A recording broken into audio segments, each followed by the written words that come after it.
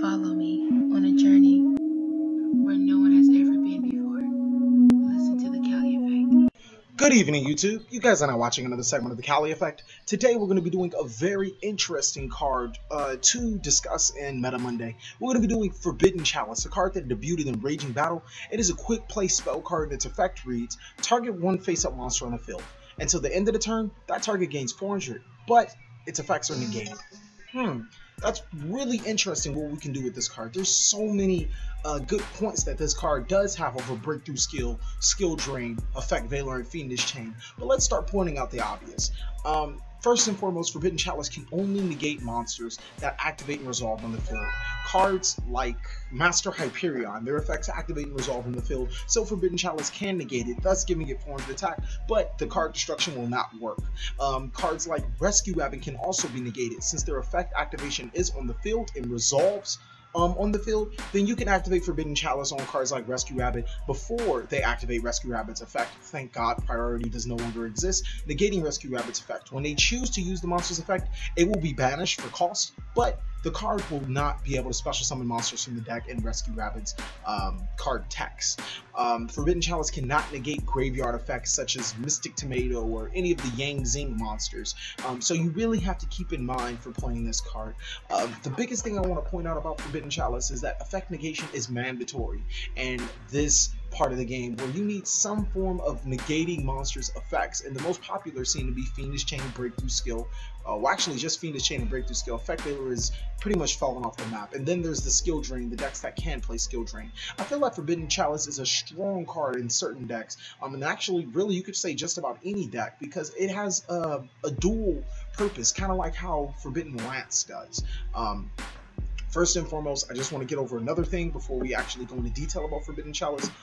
When the opponent pays the cost of a card effect, for example, the banishing cost of Master Hyperion, and you activate Forbidden Chalice, that is the prime example to activate Forbidden Chalice. You want to activate it after your Ignition effect monster has already paid their cost, because Forbidden Chalice will still negate the monster's effect.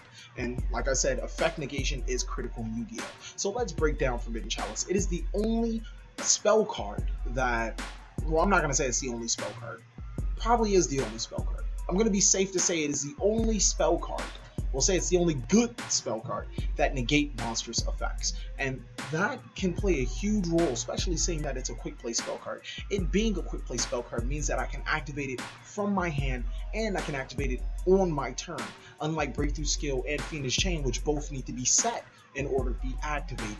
This card completely shuts out monsters with undetermined attack, just like every other card. For example, if my opponent has Slifer the Sky Dragon on their side of the field, and they're attacking into it, and damage step, I can activate Forbidden Chalice, negating Slifer's attack, effectively putting it at 400, and then we can go straight through battle. And that's just another huge thing that Forbidden Chalice does have on its side. You can activate this card in damage step. So we can take said scenario if I'm attacking a face down defense position monster, and it just so happens to be Shadow Hedgehog, and I don't want them searching or adding anything to their hand.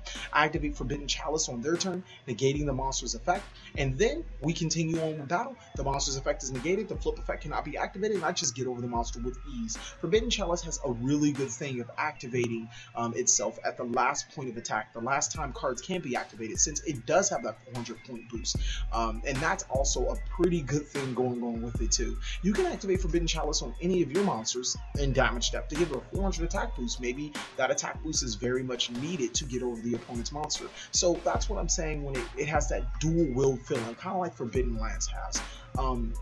Forbidden Chalice being a spell card, being able to activate on your turn, also gets over floodgate monsters like Majestus Fiend or Vanity's Fiend. If you guys are catching point, Fiend monsters are pretty good, or even Arc Lord Christia on your turn. When your opponent's sitting on a wind up and you really need to start special summoning, just activate Forbidden Chalice, give it 400 attack, and then continue on with your special summoning on our Arc wind up, and then continue on about your day.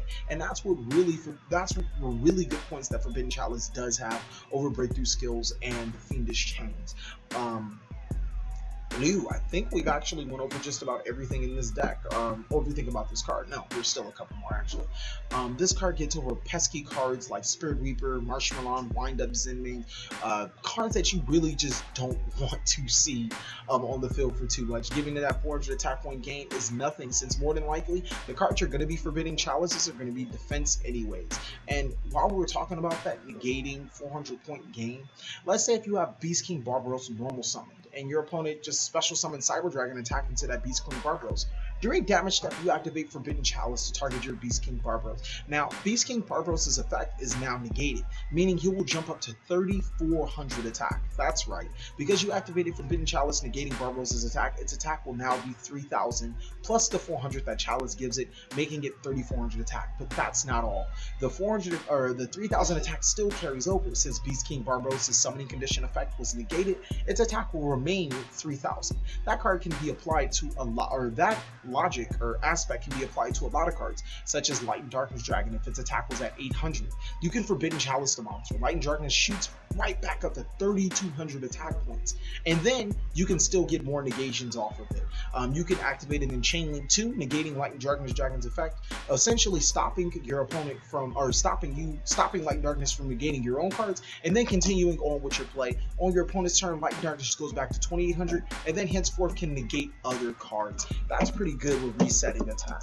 I think the biggest thing that Forbidden Chalice has over the other two cards is that, yes, it is a spell card. So cards like Genzo, Trap Stun, Royal Decree do not affect Forbidden Chalice, you know, seeing that it's a trap card, that's a spell card that can be played at any given time during the turn.